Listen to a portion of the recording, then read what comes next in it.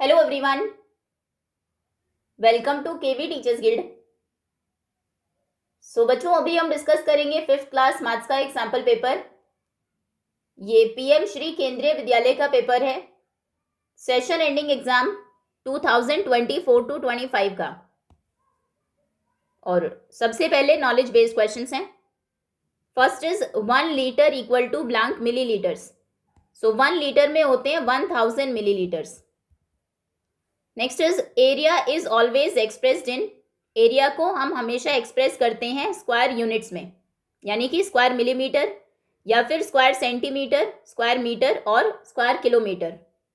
ऐसे cubic units, unit millimetre, centimetre, metre या kilometre हो सकती है। क्यूबिक यूनिट्स में एक्सप्रेस किया जाता है वॉल्यूम को, और simple units millimetre, centimetre, metre या किलोमीटर में हम एक्सप्रेस करते हैं पेरीमीटर को, पेरीमीटर या फिर लेंस। तो इसमें करेक्ट है ए ऑप्शन। एरिया को हमेशा एक्सप्रेस किया जाता है स्क्वायर यूनिट्स में। Next is write the formula to find volume of the cuboid. Cuboid के वॉल्यूम को फाइंड करने का फॉर्मूला आपको लिखना है। ये क्यूबॉइड है, ये इसमें लेंथ है, ये ब्रेथ है और ये हाइट है। तो वॉल्यूम ऑफ क्यूबॉइड होता है, तीनों डायमेंशंस को आपको मल्टीप्लाई करना है, यानी कि length into breadth into height. Okay. और वॉल्यूम ऑफ क्यूब होता है side into side into side. ये दो फॉर्मूलाज है आपके सिलेबस में। Next, if Soha's heart beats 72 times in 1 minute. अगर सोहा का हार्ट 1 मिनट में 72 टाइम्स बीट करता है, then how many times does it beat in 1 hour. तो 1 आवर में वो कितनी बार बीट करेगा। 1 मिनट में 72 टाइम्स, 1 आवर का आपको फाइंड करना है। तो पहले तो हम देखेंगे 1 आवर में कितनी मिनट्स होती हैं। आप कहेंगे 1 आवर इक्वल टू 1 आवर में 60 मिनट्स होती हैं। तो यानी कि क्वेश्चन है 1 मिनट में 72 टाइम्स बीट करता है, तो 60 मिनट्स में कितनी बार करेगा। 1 मिनट में 72 टाइम्स बीट किया, नेक्स्ट मिनट में फिर से 72 टाइम्स, यानी कि 2 मिनट्स में 72 प्लस 72, 3 मिनट्स के लिए हम 3 टाइम्स 72 को ऐड करेंगे। ऐसे ही 60 मिनट्स के लिए हम 60 टाइम्स 72 को प्लस करेंगे। और रिपीटेड एडिशन क्या होता है, मल्टीप्लीकेशन। आप 72 को 60 टाइम्स प्लस करिए या फिर 72 को 60 से मल्टीप्लाई करिए, आंसर सेम होगा।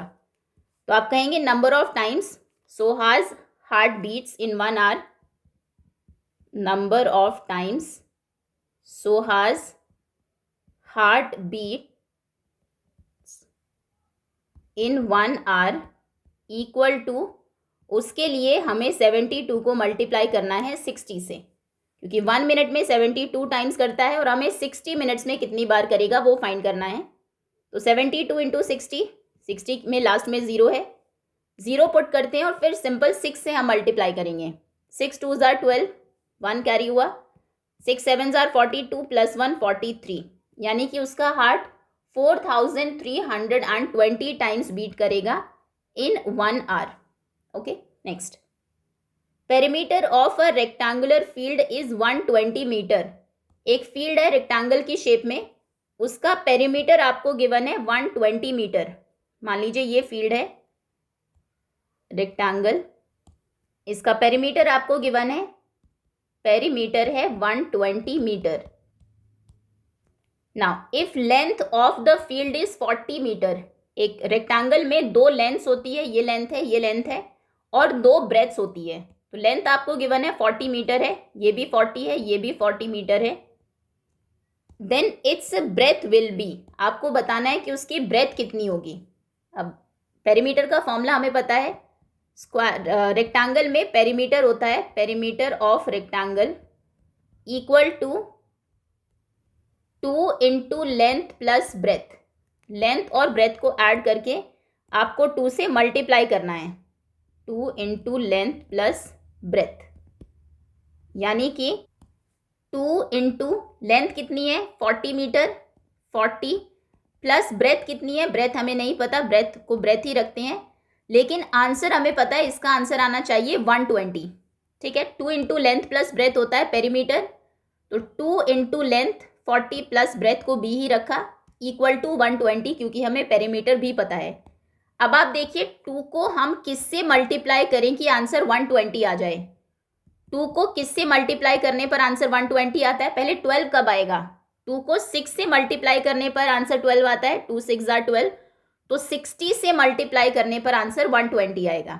ठीक है, 2 को 60 से मल्टीप्लाई करने पर आंसर 120 आता है, यानी कि 40 प्लस बी कितना होगा? 40 प्लस बी होना चाहिए 60। ये 60 होगा, तभी इसका आंसर 120 आया होगा। अब 40 में क्या प्लस करें कि आंसर 60 आ जाए? 40 में क्या प्लस करने पर आंसर 60 आता है? 20।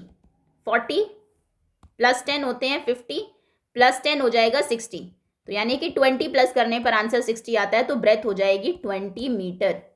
ओके, फॉर्मूला अगर आपको पेरीमीटर का पता है, जो कि होता है 2 इंटू लेंथ प्लस ब्रेथ, तो आपने 2 इंटू लेंथ की वैल्यू रखनी है, जिसकी वैल्यू नहीं पता उसको एज इट इज रखना है, और इक्वल कर देना है 120 से। अब थोड़ी सी रीजनिंग हम लगाएंगे कि 2 को किससे मल्टीप्लाई करें कि 120 आए? 60 से, तो यानी कि 40 प्लस बी का आंसर 60 रहा होगा। अब बी कितना हो कि 40 में प्लस होके 60 आ जाए? बी होना चाहिए 20, तो इसका आंसर है, इसमें करेक्ट है बी ऑप्शन, ब्रेथ है 20। Next is area of the field will be. अब इस फील्ड का एरिया कितना होगा? ये फील्ड है जो रेक्टेंगल है शेप में, लेंथ इसकी 40 मीटर है गिवन है, ब्रेथ हमने फाइंड की है कि 20 है, तो एरिया होता है area of rectangle equal to length into breadth. Length into breadth, length कितनी है 40 और ब्रेथ हमने फाइंड की, ब्रेथ है 20, तो 40 इंटू 20 कितना हो जाएगा? 4 2 जार 8 और 1 2 बाद में 2 जीरोस, 800 स्क्वायर मीटर। ओके, या फिर 800 स्क्वायर मीटर को हम ऐसे भी लिखते हैं, मीटर और ऊपर 2 हो जाता है स्क्वायर, मीटर स्क्वायर, तो इसमें करेक्ट है सी ऑप्शन। नेक्स्ट में बी ऑप्शन करेक्ट है, इसमें सी ऑप्शन करेक्ट है। Now to fence the field with 2 rounds of wire. अब इस फील्ड की फेंसिंग आपको करनी है, तार लगानी है, 2 राउंड तार आप लगाएंगे। How much wire would be required? तो बताइए कितनी वायर की आपको जरूरत है। अब फेंसिंग हमेशा पेरीमीटर पर यानी कि बाउंड्री पर होती है। आप एक बार वायर लगाएंगे, एक बार फेंसिंग करेंगे, तो 120 मीटर वायर यूज हो जाएगी, क्योंकि इसका पेरीमीटर 120 मीटर था, टोटल लेंथ ऑफ बाउंड्री 120 थी। फिर से आपने इसकी फेंसिंग की, फिर से एक बार और वायर लगाई, तो एक बार फिर से 120 मीटर वायर यूज होगी, यानी कि टोटल कितनी वायर यूज होगी? 120 प्लस 120, या फिर 120 इंटू 2 भी आप कर सकते हैं। 2 बार हमने क्यों प्लस किया? क्योंकि 2 राउंड आपको वायर लगानी है, तो ये हो जाएगा 240 मीटर वायर की आपको जरूरत होगी। ए ऑप्शन सही है। Next is if the rate of wire is ₹15 पर मीटर।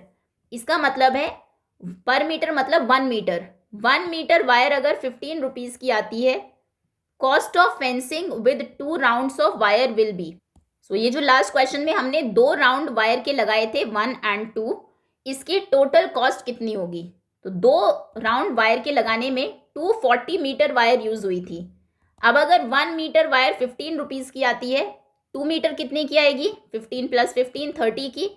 3 मीटर्स कितने की आएगी? एक बार और 15 प्लस करेंगे, 4 मीटर्स के लिए एक और 15। 240 मीटर कितने की आएगी? 240 टाइम्स हम 15 को प्लस करते जाएंगे, या फिर आप क्या कर सकते हैं, 15 और 240 को मल्टीप्लाई कर सकते हैं। ओके, तो आपको क्या करना है, 240 इंटू 15 इंटू 15 की टेबल हमें आती है, 15 zero jar 0, 15 4 jar 60, 15 2 jar 30 plus 6 36, तो इसमें लगेंगे 3600 रुपीज़। ओके, ये क्वेश्चन यहाँ पर थोड़ा सा ट्रिकी है और ये इंपॉर्टेंट भी है। ऐसा क्वेश्चन जनरली एग्जाम में आ जाता है। आपको पेरीमीटर दे देंगे रेक्टेंगल का, और उसकी लेंथ या ब्रेथ में से एक गिवन होगी, एक आपको फाइंड करनी है।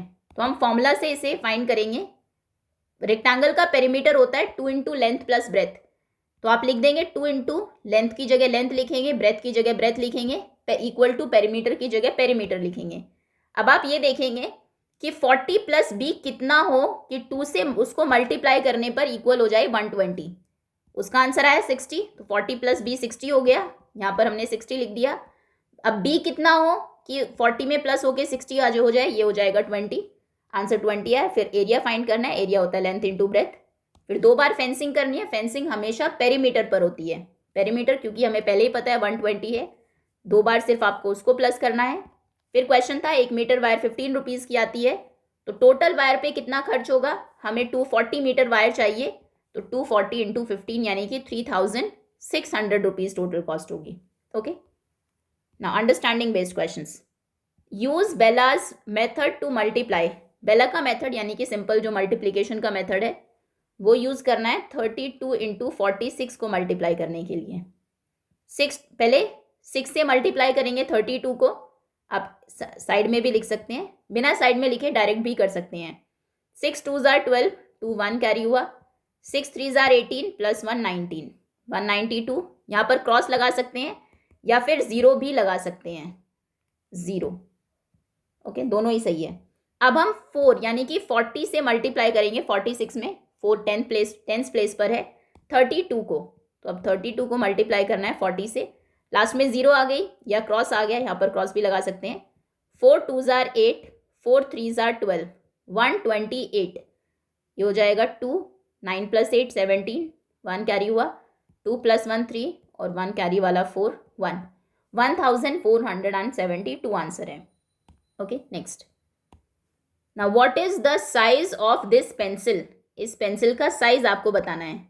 ये स्केल के कॉरेस्पॉन्डिंग आपने रखी है, 0 से ही स्टार्ट हुई है पेंसिल, यहाँ तक इसकी लेंथ हो गई 1 सेंटीमीटर, सॉरी ये हाफ है, यहाँ तक इसकी लेंथ हो गई 1 सेंटीमीटर यहाँ तक, फिर ये 2 सेंटीमीटर्स, यहाँ तक ये 2 सेंटीमीटर है, यहाँ तक 3 सेंटीमीटर, और 3 सेंटीमीटर के बाद यहाँ तक है पेंसिल की लेंथ, तो 3 के बाद 3.1, 3.2, 3.3, 3.4, 3.5, 3.6, ये 0.6 यानी कि पूरे 3 सेंटीमीटर्स एंड 0.6, या फिर आप कह सकते हैं 3 सेंटीमीटर 6 मिलीमीटर, और इसको लिख सकते हैं 3.6 सेंटीमीटर। दोनों ही आंसर्स करेक्ट है।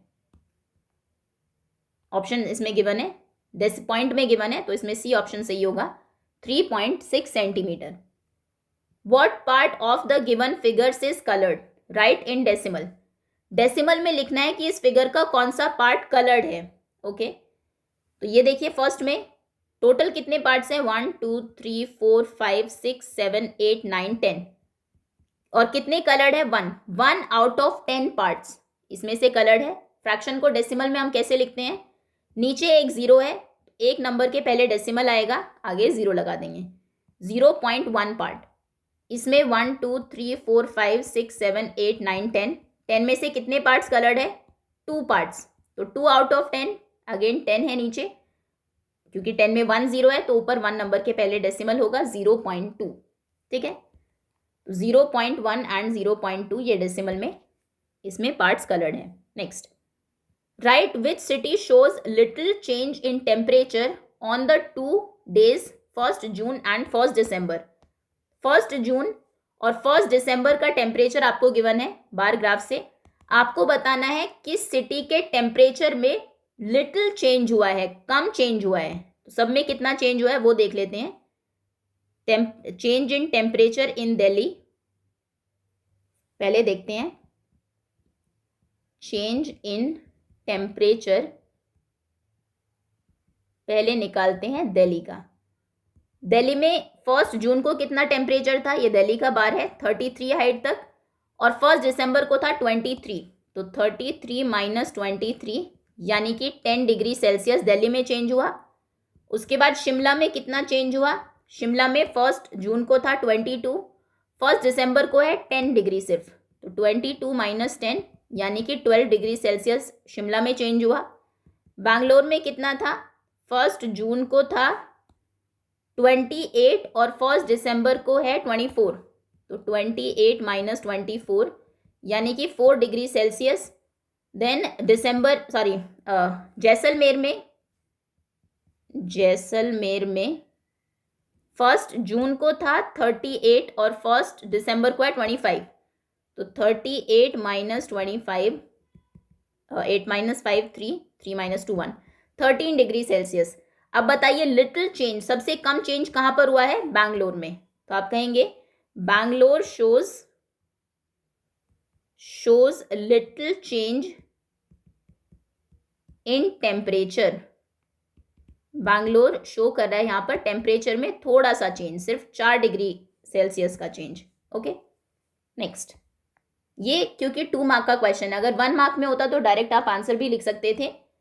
जनरली हम क्वेश्चन के मार्क्स नहीं देखते हैं, यहाँ पर आप सिंपल बैंगलोर लिख देते हैं कई बार सिर्फ देख के, या फिर ये जो कैलकुलेशन है ये पूरी रफ में करते हैं, वो नहीं करना है। अगर 2 मार्क का क्वेश्चन है तो प्रॉपर सॉल्व करके दिखाइए, सभी सिटीज़ में कितना टेम्परेचर चेंज हुआ है, उसके बाद लिखिए कि किस में सबसे कम हुआ है। सबसे ज़्यादा हुआ है जैसलमेर में, क्वेश्चन में हमें लिटिल चेंज, थोड़ा सा चेंज पूछा था, तो वो हुआ है बैंगलोर में। Next, the table shows the amount fixed by 4 states.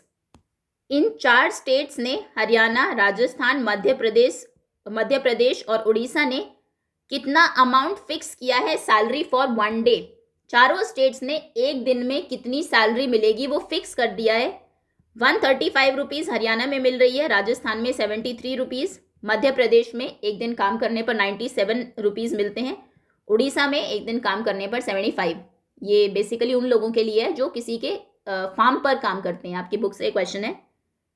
अभी पहला क्वेश्चन पूछ रहा है फॉर फार्म वर्क, खेत पर काम करने के लिए, which state has fixed the highest amount. सबसे ज़्यादा अमाउंट किस स्टेट ने फिक्स किया है, तो सबसे ज़्यादा अमाउंट 135 रुपीज़ है जो हरियाणा ने फिक्स किया है। And which state has fixed the lowest, किसने सबसे कम किया है, तो सबसे कम 73 रुपीज़ है यहाँ पर, जो राजस्थान ने फिक्स किया है। तो हाईएस्ट अमाउंट फिक्स किया है हरियाणा ने। आप लिखेंगे हरियाणा हैज़ फिक्स्ड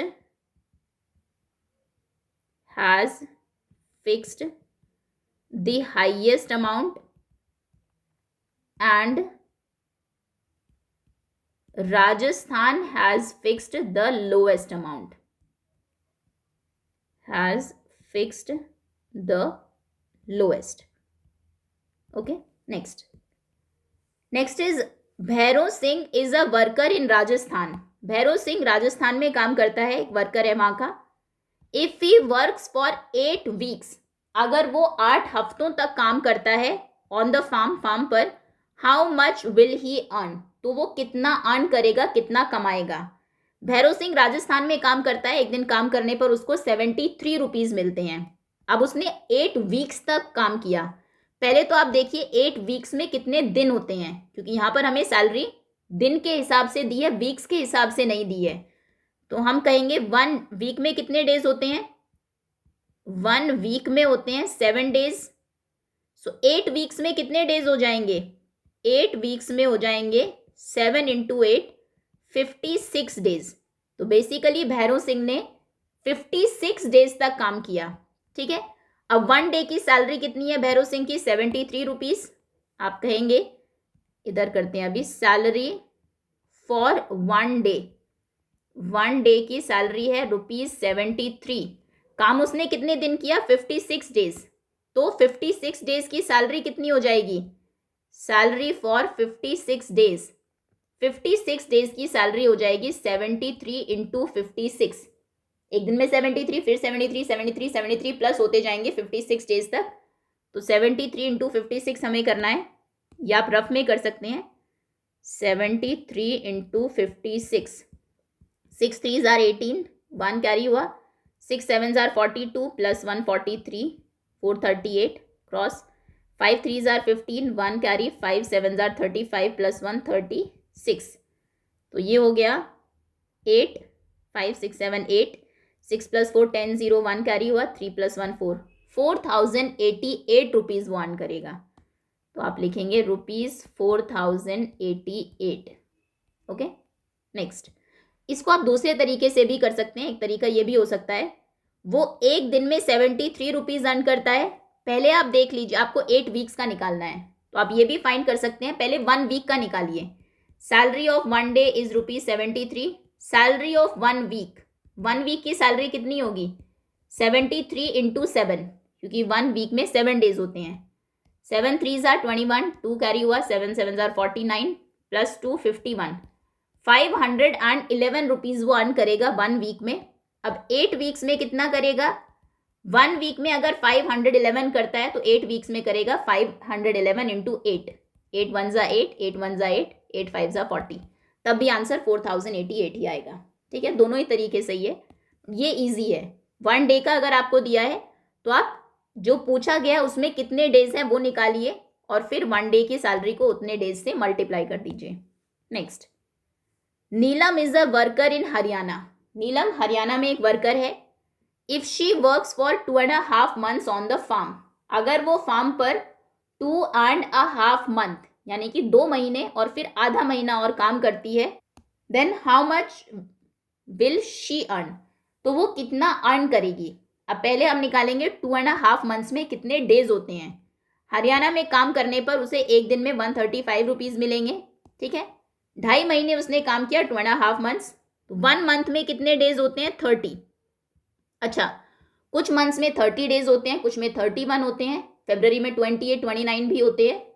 अगर एग्जाम में आपको नहीं दिया है कि वो कौन सा मंथ है तो हम हमेशा 1 month में 30 डेज लेंगे। ओके, आप कहेंगे 1 month इक्वल टू 30 डेज। अब आप बताइए 2.5 months में कितने डेज होंगे, 2.5 months। 2 months में कितने होंगे, पहले मंथ में 30, दूसरे मंथ में 30, ठीक है, और थर्ड मंथ में क्योंकि 15 ही डेज हैं, हाफ ही मंथ उसने काम किया है तो यानी कि 15। ऐसे भी आप कर सकते हैं, या फिर पहले आप 2 months का निकाल दीजिए 2 into 30 करके, फिर हाफ मंथ का निकाल लीजिए हाफ इंटू 30 करके, ये 60 हो जाएगा, ये 15 हो जाएगा, 60 और 15 को प्लस कर लीजिए 75, वो भी तरीका सही है। यहाँ से भी 75 ही आएगा, 30 और 30 60, 60 और 10 70 और 5 75। ठीक है, तो यानी कि 75 डेज होते हैं 2.5 months में। तो नीलम ने 75 डेज काम किया है। ठीक है, सैलरी फॉर 1 डे, उसकी एक दिन की सैलरी कितनी है। नीलम काम करती है हरियाणा में और हरियाणा की गवर्नमेंट ने सैलरी फिक्स की है 135, तो यानी कि एक दिन में उसे मिलते हैं 135 रुपीज़। अब उसने काम किया 75 डेज, तो 75 डेज की सैलरी कितनी होगी, सैलरी फॉर 75 डेज, उसके लिए हम मल्टीप्लाई करेंगे 135 को 75 से। ओके, 135 इंटू 75, 5 5 ज़ार 25, 5 3 ज़ार 15, 16 17, 1 कैरी हुआ, 5 1 ज़ार 5 प्लस 1 6, 7 5 ज़ार 35, 7 3 ज़ार 21, 22 23 24, 2 7 1 ज़ार 7 8 9, तो ये हो जाएगा 5 7 8 9 10 11 12, 2 1 कैरी हुआ, 6 प्लस 4 10 प्लस 1 11, फिर से 1 कैरी, 9 प्लस 1 10, 10,125, 10,125 रुपीज़ वो अर्न करेगी 2.5 months में। ओके, अगला क्वेश्चन है, how much more will a farm worker in Madhya Pradesh get than a worker in Orissa after working for 9 weeks। Madhya Pradesh में जो वर्कर काम करता है उसे कितने ज़्यादा रुपीज़ मिलेंगे उड़ीसा में काम करने वाले वर्कर से अगर वो दोनों 9 हफ्ते 9 weeks तक काम करें। मध्य प्रदेश में जो वर्कर काम करता है उसे एक दिन में कितने रुपीज़ मिलते हैं, 97। उड़ीसा में जो काम करता है उसे एक दिन में मिलते हैं 75। तो मध्य प्रदेश वाला एक दिन में कितने ज़्यादा कमा लेता है उड़ीसा वाले से, 97 इंटू 75, 7 - 5 2, 9 - 7 2, 22 रुपीज़ एक्स्ट्रा वो एक दिन में ही कमा लेता है। आपसे पूछा गया है 9 weeks तक अगर दोनों काम करते रहे तो कितना ज़्यादा अर्न करेगा। एक दिन में अगर 22 करता है तो 9 weeks में कितना करेगा, पहले हम 9 weeks के डेज निकालेंगे और फिर 22 को उससे मल्टीप्लाई करेंगे। ओके, तो पहले हम लिखेंगे worker in Madhya Pradesh, worker in MP लिख देते हैं, मध्य प्रदेश गेट्स रुपीज़, कितने में से माइनस करेंगे किसको, मध्य प्रदेश वाले को 97 मिलते हैं, उड़ीसा वाले को 75, सो 97 - 75 यानी कि 22 रुपीज़ मोर दैन वर्कर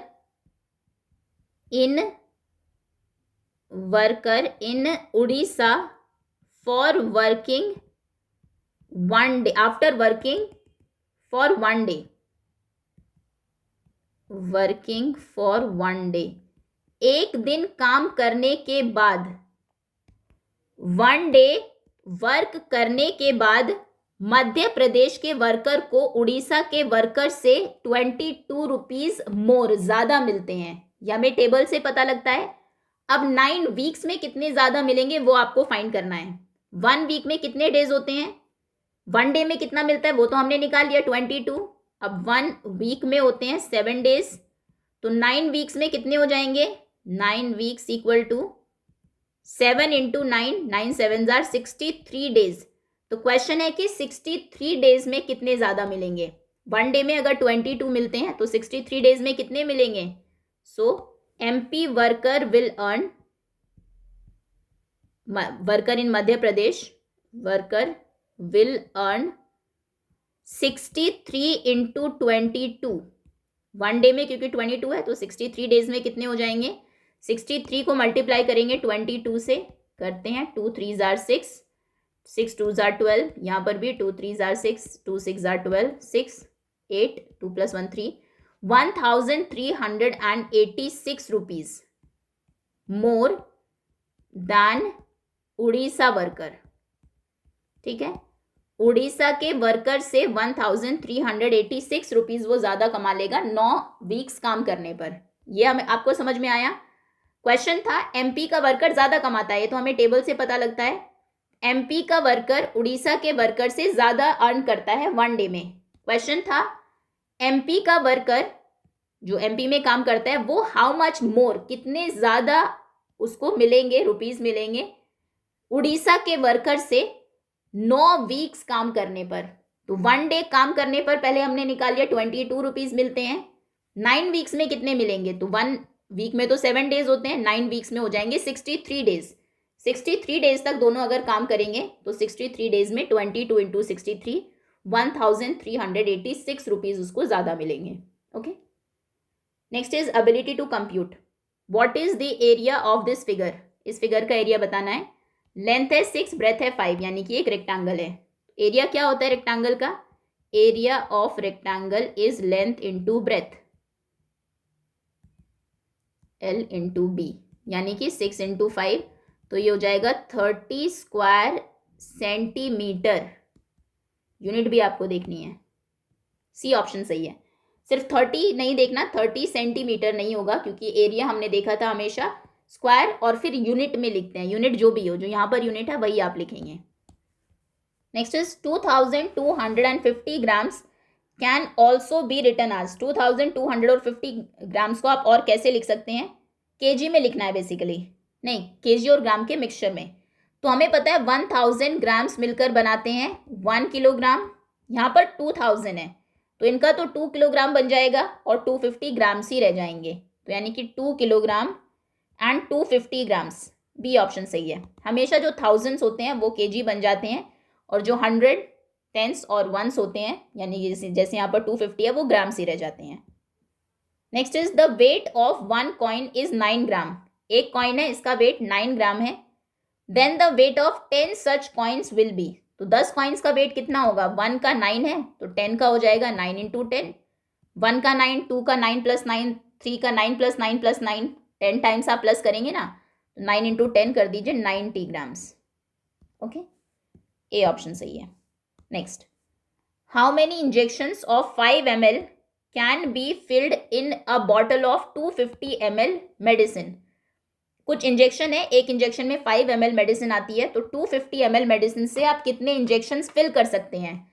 यहाँ पर उस 250 ml मेडिसिन को आपको डिस्ट्रीब्यूट करना है सभी इंजेक्शंस में। एक इंजेक्शन में आपने 5 ml डाला, माइनस किया, अब कितने ml रह गए आपकी बॉटल में, 245। फिर दूसरा इंजेक्शन फिल किया, उसमें 5 ml आ गया, अब 240 रह गए, फिर एक और इंजेक्शन फिल करेंगे।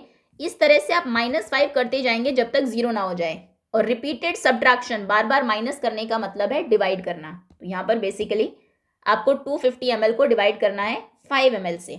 आप लिखेंगे number of injections, number of injections equal to 250 divided by 5। वैसे भी कर सकते हैं, 5 5 25, 5 टेबल चलेगी और लास्ट में एक 0 आ जाएगी। 50 इंजेक्शंस आप भर सकते हैं उस उस 250 ml की बॉटल से। Okay, next, look at the table and chart given below carefully and answer the following questions. ये टेबल, एक चार्ट आपको दिया है, ये टेबल है, ये डे दिया है, ये लेंथ ऑफ द प्लांट। एक प्लांट आपने एक सीड उगाया, उस प्लांट की लेंथ 4th डे पर कितनी थी, 8th डे पर कितनी थी, 12th, 16th और 20th डे पर वो दिया है, वही यहाँ पर आपको ग्राफ से दिया है।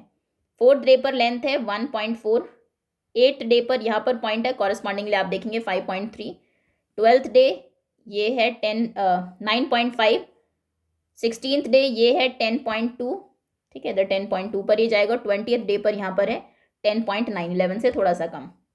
क्वेश्चन देखते हैं, between which days did the plant growth of the plant change the most. किन 2 दिनों के बीच में सबसे ज़्यादा प्लांट की ग्रोथ चेंज हुई है, ये कैलकुलेट करते हैं। जब पहले दिन 0 थी, 4th डे पर वो बच्चा गया ऑब्जर्व करने, तो 1.4 है, तो कितना चेंज हुआ, यहाँ पर 0 और 4 डेज के बीच में 1.4 सेंटीमीटर ही चेंज हुई है, 1.4 सेंटीमीटर। ओके, फिर 4th और 8th डे के बीच में कितनी चेंज हुई, पहले 1.4 थी, फिर 5.3 रह गई, 5.3 हो गई, तो 5.3 में से पहली लेंथ माइनस करेंगे, 3 से 4 माइनस नहीं होगा, यहाँ से बोरो किया, 13 माइनस 4 हुआ 9, point as it is, 4 minus 1 3, 3.9 change हुई इन 2 दिनों में। फिर 8th डे के बाद वो 12th डे गया, तो 9.5 उसकी लेंथ थी। अब 9.5 से पहली लेंथ माइनस करिए जो 4th डे पर बढ़ चुकी थी, तो कितना बड़ा प्लांट, वो बढ़ गया, 4.2 उसकी लेंथ बढ़ी है इन 2 दिनों में।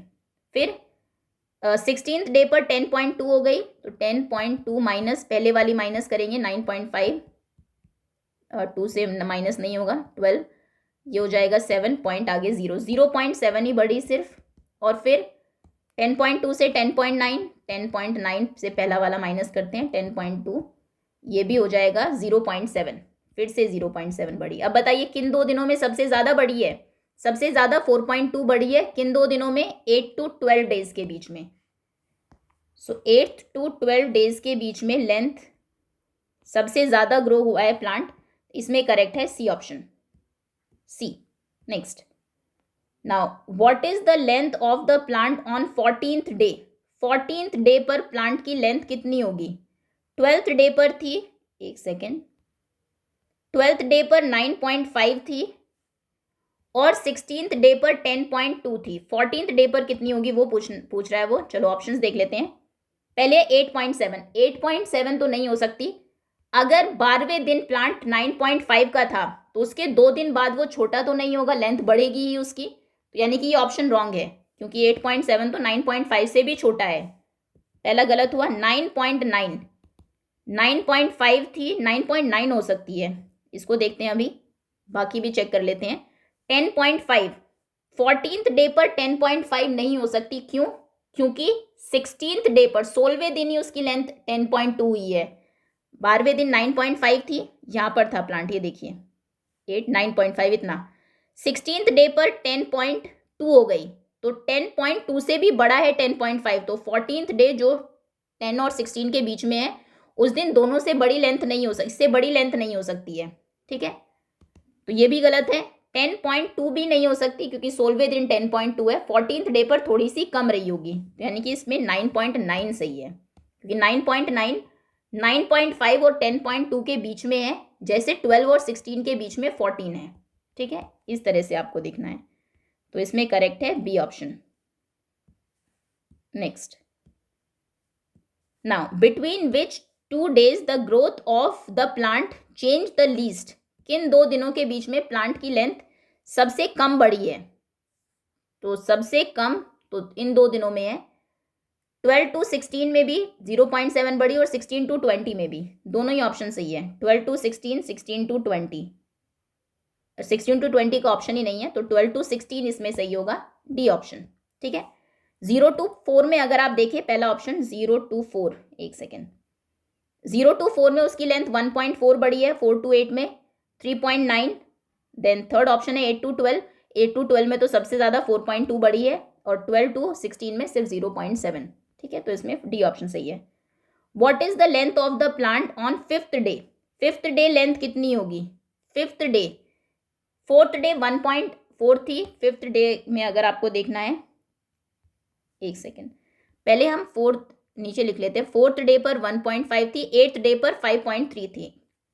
4th डे पर थी 1.5 और 8th डे पर थी 5.3,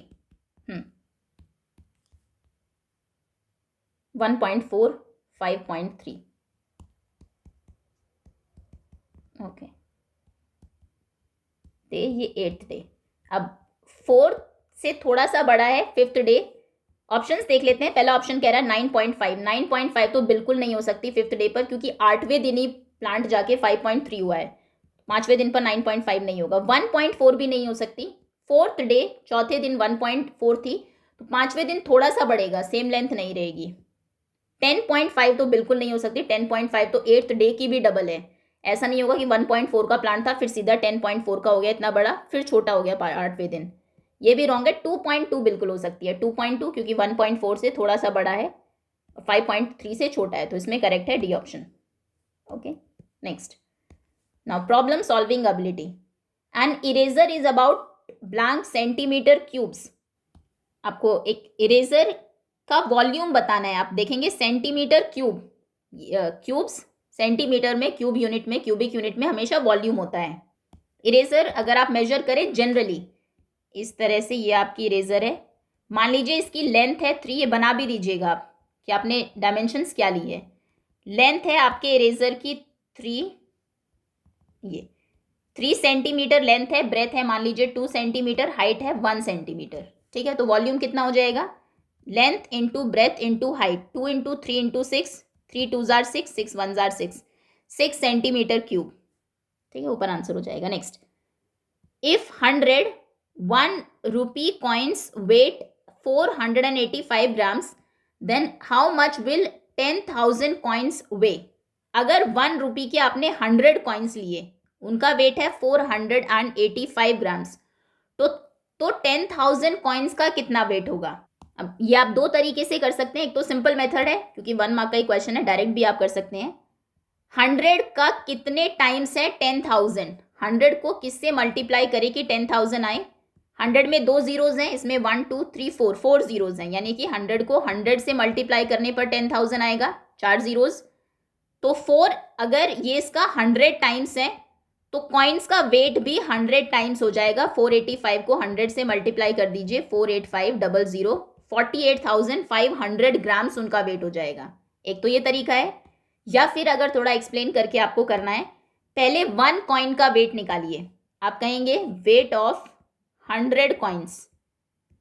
100 कॉइन्स का वेट है 485 ग्राम्स, तो 1 कॉइन का वेट कितना हो जाएगा? Wait of 1 coin. जब भी 1 का हम फाइंड करते हैं तो हमेशा डिवाइड करते हैं। 485 को डिवाइड करेंगे 100 से। 100 से डिवाइड करना आसान है, क्योंकि 1 के बाद 2 जीरोज हैं, तो 2 नंबर्स के पहले हम डेसिमल पुट करेंगे। 5 और 8 के पहले डेसिमल आ गया। 4.85 ग्राम्स 1 कॉइन का वेट है। एक सिक्का 4.85 ग्राम्स का है। अब फाइंड करिए 10,000 कॉइन्स का वेट। जब आपको 1 का गिवन है और ज़्यादा का फाइंड करना है तो हम हमेशा मल्टीप्लाई करते हैं। 1 का वेट है 4.85, आपको 10,000 का फाइंड करना है, तो 4.85 को आप 10,000 से मल्टीप्लाई कर देंगे। 1 के बाद 4 जीरोज, तो 485 को 10,000 से मल्टीप्लाई करेंगे, 485 और पीछे 4 जीरो, 1 2 3 4। लेकिन क्वेश्चन में डेसिमल के बाद 2 नंबर्स थे, आंसर में भी डेसिमल के बाद 2 नंबर्स होने चाहिए। 2 जीरो के पहले हम डेसिमल पुट करेंगे, डेसिमल के बाद जीरो की कोई वैल्यू नहीं होती, तो वो हट जाएंगे। आंसर आएगा 48,500 ग्राम। ओके, 100 कॉइन्स का वेट आपको गिवन है, 10,000 का पूछा है, तो 100 का वेट अगर इतना है, पहले आप 1 कॉइन का वेट बताइए। 1 के लिए इसे हम 100 से डिवाइड करेंगे, इतना आया। 1 कॉइन अगर इतने का है तो 10,000 कॉइन्स का वेट कितना होगा? फिर हम इसे 10,000 से मल्टीप्लाई करेंगे। ठीक है, 4 जीरो लगेगी, लेकिन 2 जीरो डेसिमल हटाने में चली जाएगी, सो सिर्फ 2 ही जीरोज आपको लगानी है। Next, Isha has ₹1,000 with her. Isha के पास 1,000 रुपीज़ है। She wants to buy petrol. उस 1,000 रुपीज़ से उसे पेट्रोल लेना है। If 1 litre of petrol cost ₹100, 1 litre petrol 100 rupees का आता है, then how many litres can she buy? कितना वो खरीद सकती है? ओके, 1,000 रुपीज़ में से पहला 100 रुपीज़ का उसने 1 लीटर पेट्रोल ले लिया, कितने रुपीज़ बचे उसके पास? 900।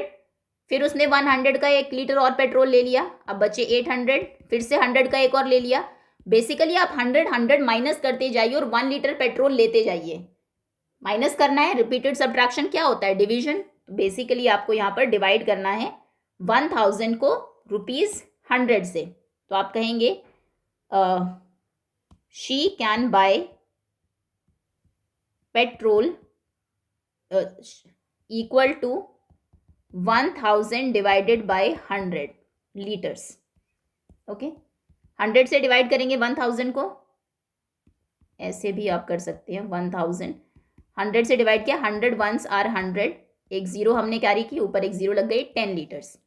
या फिर ऐसे भी हम करते हैं जनरली, 2 जीरो से 2 जीरो कैंसिल हो गए, बचा 10, तो आंसर इसका आएगा 10 लीटर पेट्रोल वो बाय कर सकती है 1000 रुपीज़ से। Okay, look at the pattern and tell the next 2 terms. Pattern देखिए क्या है और अगली 2 टर्म्स बताइए। 0 इंटू 9 प्लस 1 होता है 1, 1 इंटू 9 प्लस 2 होता है 11, 12 इंटू 9 प्लस 3 होता है 1 1 1, 1 2 3 आप देखेंगे, पहले 0 था, 1 1 2 1 2 3 1 2 3 4, 9 फिक्स है, 1 2 3 4 5, यहाँ पर नंबर्स बढ़ रहे हैं। जब आपने 1 प्लस किया तो एक बार 1 लिखा, 2 प्लस किया तो 2 टाइम्स 1 लिखा, 3 प्लस किया तो 3 टाइम्स 1 लिखा, 4 प्लस करेंगे तो 4 टाइम्स 1 लिखिए, 5 टाइम्स प्लस करेंगे तो 5 टाइम्स 1 लिखिए। ठीक है, ये पैटर्न है। Now look at the map carefully and answer the following questions. Map को देखिए, ये टेम्परेचर गिवन है कुछ जगहों का। चेन्नई में 29.9 डिग्री सेल्सियस है, तिरुवनंतपुरम में 33.5, Guwahati 24.8, Kolkata 26.6 degree Celsius, Bhopal 25.9 degree Celsius, Mumbai 35.1 degree Celsius, Jaipur 23.9 degree Celsius, Srinagar 8.1 degree Celsius. Question है which place has the highest temperature, किस जगह पर सबसे ज़्यादा टेम्परेचर है? तो सबसे ज़्यादा यहाँ पर है 35, 33, 29, 35, यानी कि मुंबई में सबसे ज़्यादा है क्योंकि वहाँ पर 35.1 है और बाकी सब जगह 35 से कम है। तो यहाँ पर करेक्ट होगा B option. Which place has the lowest temperature, सबसे कम टेम्परेचर कहाँ पर है? सबसे कम श्रीनगर में 8 है, 8 से कम कहीं नहीं है, सब में 2 डिजिट्स में है। श्रीनगर में सबसे कम है 8.1 Srinagar. Which city is in the east side of this map, इस मैप में ईस्ट साइड पर कौन सी सिटी है? मैप में हमेशा राइट हैंड साइड पर ईस्ट डायरेक्शन होती है, लेफ्ट में वेस्ट, ऊपर की तरफ नॉर्थ और नीचे south. Okay, right hand side में कौन सी सिटी है? गुवाहाटी, ईस्ट में है Guwahati. Next, how much higher is the temperature in Mumbai from than in Srinagar, Mumbai का टेम्परेचर श्रीनगर के टेम्परेचर से कितना ज़्यादा है? तो मुंबई का टेम्परेचर है 35.1 डिग्री सेल्सियस, श्रीनगर का है 8.1, माइनस कर दीजिए 0.2, 15 हो गया, ये 7 हो गया, 27.0 डिग्री सेल्सियस, यानी कि 27 डिग्री सेल्सियस मुंबई का टेम्परेचर ज़्यादा है श्रीनगर से। दैट्स ऑल स्टूडेंट्स, ये था 5th क्लास मैथ्स का एक सैम्पल पेपर करंट सेशन 2024-25 का। होपफुली सभी क्वेश्चंस आपको अच्छे से समझ में आ गए होंगे। Thank you so much for watching.